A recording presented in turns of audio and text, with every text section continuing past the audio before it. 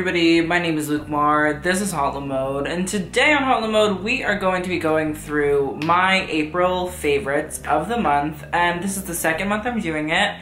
Claps for me, proud of myself for like following through.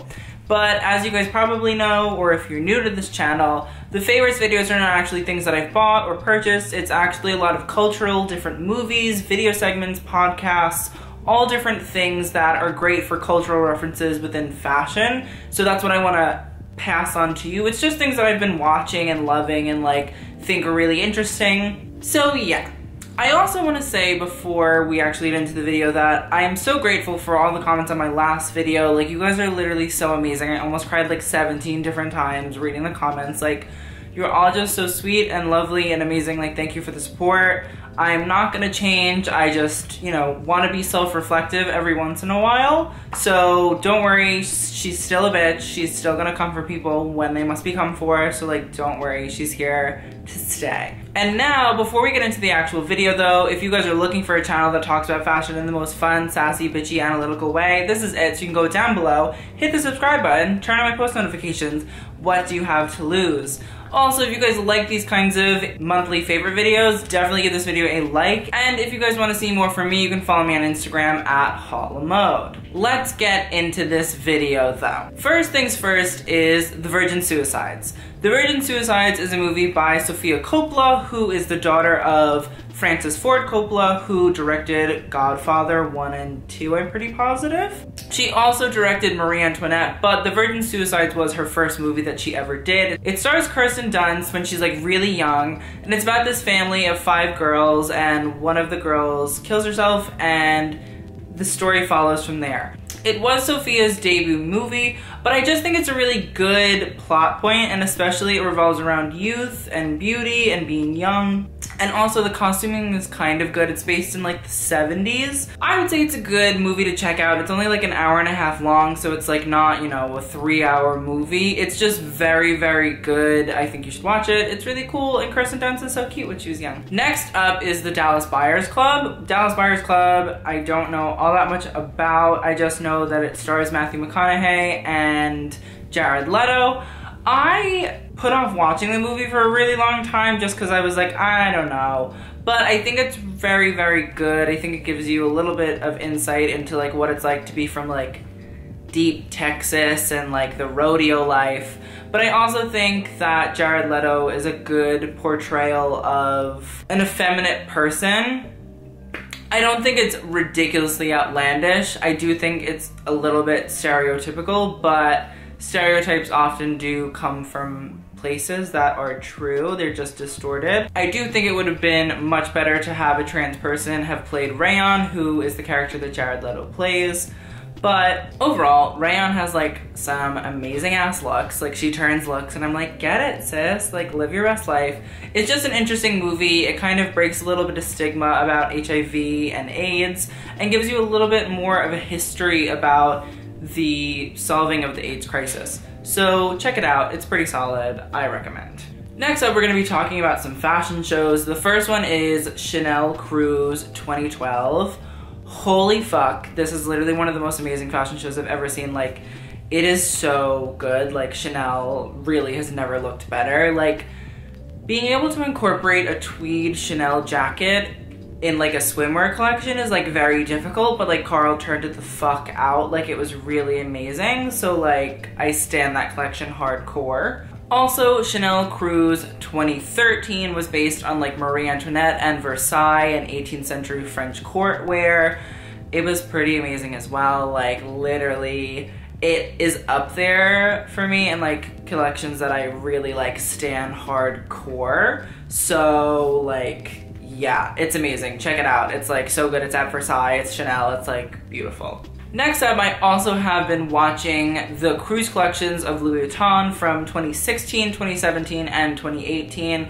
I've been trying to get into the cruise mindset because as soon as the Met Gala is over, it's like cruise season and we gotta get into it. We gotta be roasting, we gotta be letting a bitch know, we gotta be like, yes, come through, summer looks.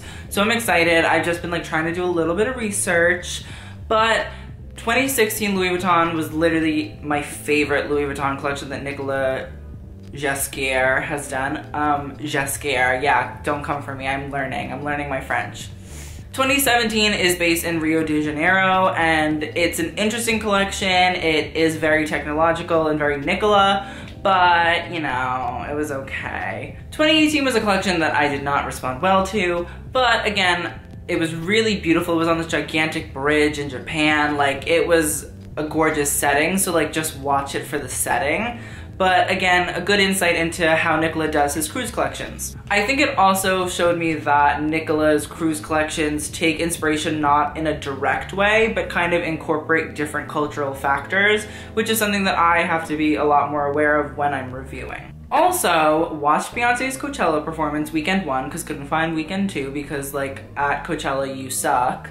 But magnificent, amazing. The woman is a talented fucking genius. Like, I don't know what else you want me to say. Like, she's fantastic. I will put the link in the description because if it's still there, I will try and let you guys get into it. But it was beautiful. It was wonderful. Everything about it was amazing. Like, the woman is a genius. She's a performer. She is an artist. Like, she's so many things. It's too much. I also watched Schindler's List, which stars Liam Neeson, and that was a hard watch. It's on Netflix, that's where I watched it. It was 3 hours long. I like broke it into like 1 hour pieces, so it was kind of like watching a TV show. It is a very difficult movie to watch. I had a really hard time with it, and like I don't enjoy, but I do watch a lot of like Holocaust, Nazi documentaries and movies and stuff like that, but it was a very hard movie to watch. It did have some very like chilling but also like awe-inspiring scenes. I think in that movie they really give you a look into what it might have actually been like. I don't think that it's even a fraction of what it was, but you feel terror and horror so many different times in that movie. It's very poignant, and I think everybody should see it because it really does show the horror and inhumanity that went on, and I think it's only a fraction of that, so we have to like magnify that experience by like so many to really realize. And like, I don't get really upset and emotional during a lot of movies, but like there were multiple points in that movie where I was like, I don't know, like my life is over. Like how do I recuperate? And like I'm sitting behind a TV screen watching this. Like imagine if this was real life. Like imagine if that actually happened to me. So it's very, very emotional. It's very traumatic. It's very traumatizing, but I think it is a movie that everybody should watch. Next up, I watched Prada's Autumn Winter 16 show. It was a show that like I just kind of happened upon. I do love this show. It's in this very like muted, weird color tone for Prada. But I learned, and which you guys will also learn in my Prada history video, which will be coming out soon and very soon. The color tones of that show are very much so how Miuccia sees the brand, and it's really reflected in a lot of the stores, like a lot of the Prada stores, those colors. So it was really interesting to see. The suits are cut so well, and like it's really a great show. Although I do wish there was a little bit more diversity in it, because like it's very white and you're like, okay, like cool, but like show me something else, please. But still, a very, very good Prada show that everybody should see. One of the other movies that I watched was The Duchess, which is also on Netflix when I watched it. It stars Keira Knightley and Ralph Fiennes, I don't know how to say it. He was Voldemort in Harry Potter. Honestly, so good. It's very different than Marie Antoinette, but they're based in the same time period. They're based on 18th century life.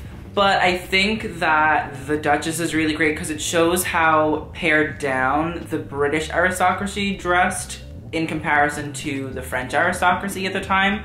Also, it's like a very emotional movie, and like Keira Knightley like makes fucking moves, and like her hair goes on fire at one point. It's just amazing. It's a really great movie, aesthetically, story-wise. Like it's very, very good and based on a real story. You should definitely watch it. Keira Knightley is fucking amazing. Like she just gives you everything acting-wise that you need. It's fantastic. Next up is Scarface, which I watched because Melania Trump apparently wore a look that looked very similar to Elvira from Scarface. I watched Scarface because I was like, okay, I probably should like watch this after watching like millions of mob movies, and it's really good. It's very good. It's very like 1980s Miami Coke Wars realness, but like the glamour of it. Like Tony's fucking office filled with like the black marble is like the best thing in the entire world. And then like Elvira's first boyfriend's like mansion is fucking amazing, and like she just wears like amazing looks and it's great, and Michelle Pfeiffer is gorgeous. I would recommend that you watch it. It's on Netflix. It's fucking amazing. Like, check it out.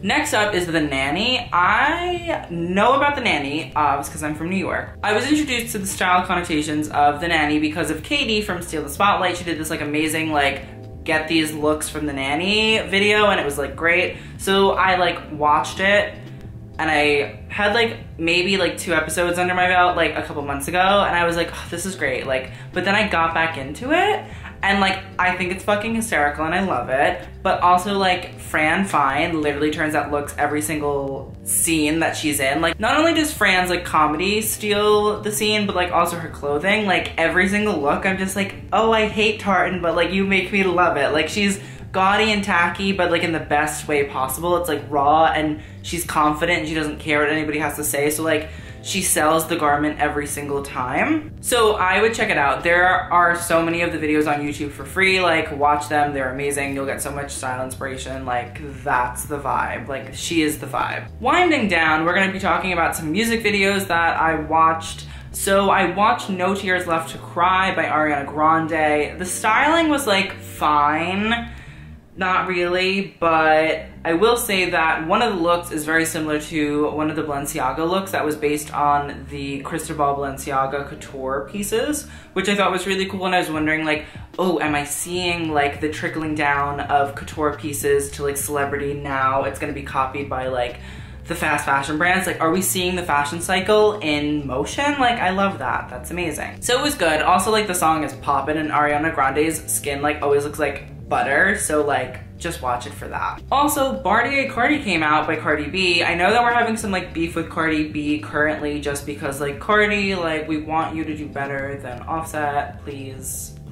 But the music video was directed by Petra Collins, who is one of the biggest fashion photographers currently. She has this like very like blurry gorge look, and it's a great Petra Collins music video. And I also think it's very interesting because I think we're gonna see that a lot more fashion photographers will direct music videos in the future. So I'm very excited to see that. I think some of the looks were like semi-good. We could have done better, but overall, very good. You should watch. Next up is Drake's Nice for What video. I loved it. It's like female empowerment all in like one thing, and you get like amazing looks. Like the cinematography is great. Like I'm very happy. Yara Shahidi in her Harvard sweatshirt is like a trend now that I am 100% here for. Overall, just like a great video. Like I'm chilling, I loved it, it's great, like aesthetically pleased, I am. Also, Black Panther by Lady Leshurr. I don't know if you guys know who Lady Leshurr is, but she is like this amazing British grime rapper. She's like one of the only female grime rappers that like I know of, and like